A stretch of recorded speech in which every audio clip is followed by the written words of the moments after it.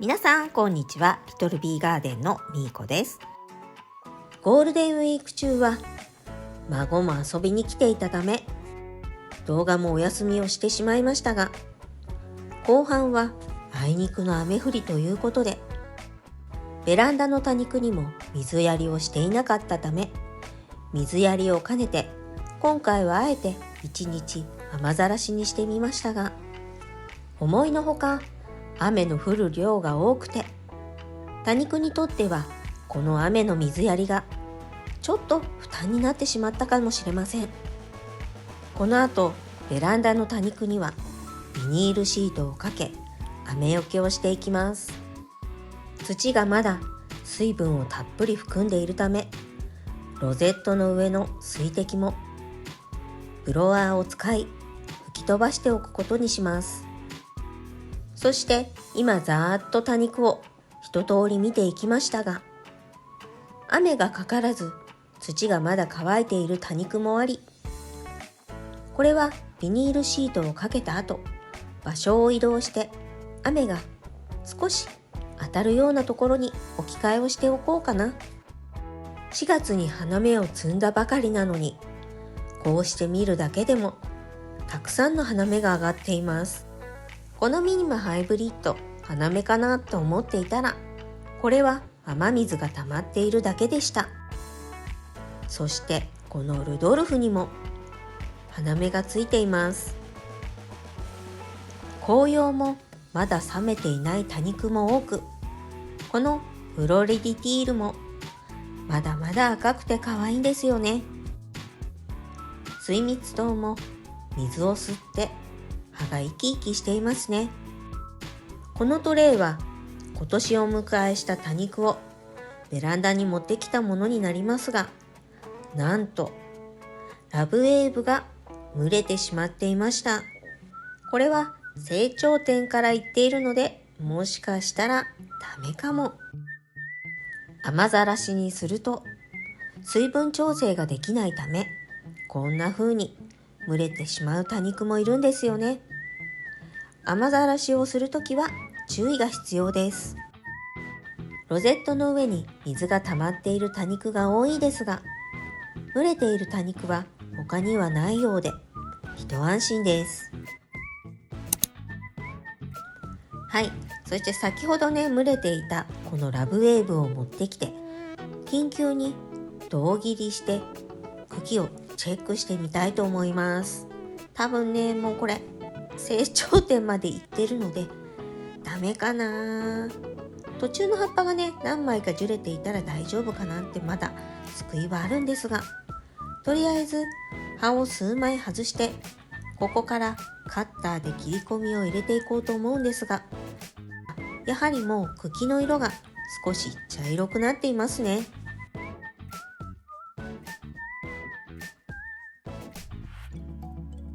諦め半分で胴切りしてみますね。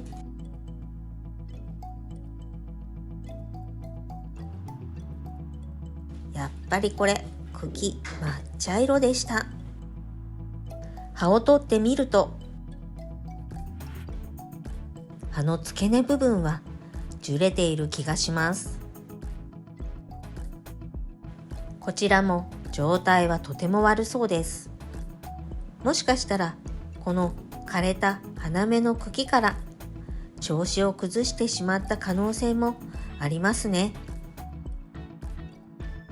残っている葉をすべて取り、葉ざしに使えるかどうか確認していきます。葉を取ってみても葉ざしに使えるかどうかわからない葉がたくさんあります。そんな時はとりあえず全部取っておき、ダメになってしまった葉だけを捨てるようにしましょう。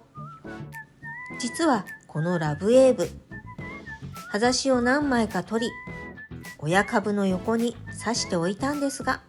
まだ芽が出ていないうちに親株をダメにしてしまいました。茎が生きていれば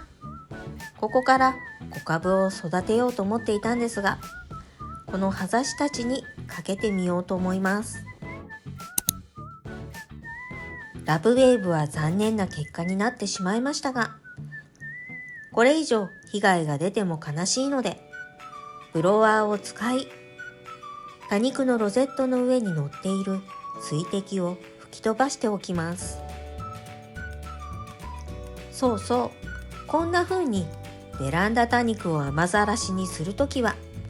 天気予報も重要です。今回は雨の次の日が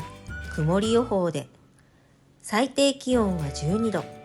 最高気温は19度と気温が上がらなかったのも良かったんですよね。しかも風がそこそこ吹いていて、多肉の水やりには絶好のタイミングでした。これから夏に向けてどんどん気温も上がってくるので、多肉の蒸れが気になる季節です。皆さんも多肉に水をやるときには天気予報をチェックしてから水やりするのをおすすめします。はい、とりあえずさーっとですが、多肉のロゼットの上に乗っていた水滴を吹き飛ばしておきました。多肉の置き場を少し変えてみましたが、やはり土が水をしっかりと吸っているため、ずっしりと重さがあります。この土、早く乾いてくれるといいんですけどね。そういえば、今年初めて愛媛愛2を使ってみたんですが、多肉の様子どうですか？いつもよりもプリプリな多肉に仕上がっていませんか？愛媛愛2は簡単に自宅で作れるので、もしよかったら皆さんもぜひ作ってみてくださいね。実際に愛媛愛2を作っている動画があるので、そちらの動画のカードを右上に貼っておきますね。そして最近私が気になっているのが光合成細菌です。これ、水の浄化ができるということで、メダカの飼育によく使われているそうなんですが、実はガーデニングや家庭菜園などにも使えるということで、私の中では今一番気になっているアイテムなんです。もしこの光合成細菌を多肉植物や家庭菜園に使っていますなんて方がいらっしゃいましたら、ぜひコメントでいろいろ教えていただけると嬉しいです。そしてこの光合成細菌も愛媛愛2と同様に自宅で培養できるそうなので、この培養できるという言葉を見てますます欲しくなってしまいました。そしてよく降っていた雨も翌日には止んでくれて、風もありいいお天気。このまま土が乾いてくれるといいんですが、我が家にお迎えしてから石化したモンローとエリザベスもいい感じです。多頭だったマーブルも株分けして、2株ともロゼットが上向きになりました。ちなみにこちらが3月の様子です。ベランダのビニールシートを外すと、気持ちのいい風が吹いてきました。多肉の置き場所によっては、鉢の土が乾いているところもありますが、まだまだ土が乾ききっていない鉢がほとんどです。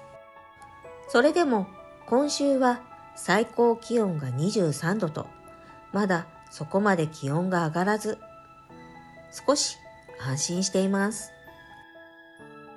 気温が上がらない間に鉢の土が乾いてくれるといいんですけど、庭のビニールハウスのビニールも外すタイミングを逃してしまい、まだ外していないので、これもそろそろ外さないといけないんですけどね。週末にはできるかな？はい、ということで今日は雨ざらしにしたベランダ多肉の様子と、蒸れてしまったラブエイブを緊急に処置していったんですが、間に合わずに残念な結果となってしまいましたが、いかがだったでしょうか？この動画が良かったなって思っていただけたら、高評価とチャンネル登録をよろしくお願いします。次回はショート動画でご紹介した鳥かごの寄せ植えの作り方の動画です。お楽しみに。今日も最後までご視聴ありがとうございました。それでは次の動画でお会いしましょう。またね。